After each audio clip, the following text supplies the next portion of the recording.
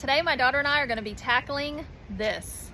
Aloe roots are very shallow, so they really and truly don't need a lot of soil to survive and thrive.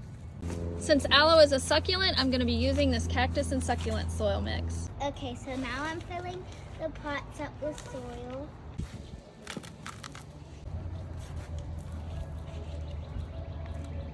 When I repot my aloe, I like to put the biggest one in the middle and then fill it in with some of the babies.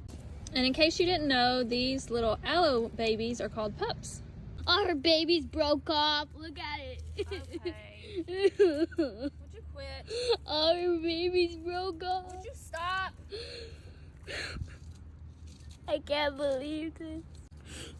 Oh, she lost all her babies. We got them all repotted.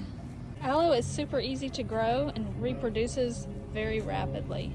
All of this aloe came from one plant, and I have given away dozens of these. One of these at the store, probably not even this big, is like $5 or $6.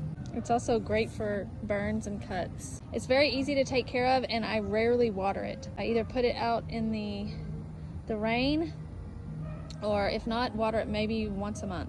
So try growing some aloe for yourself and have fun.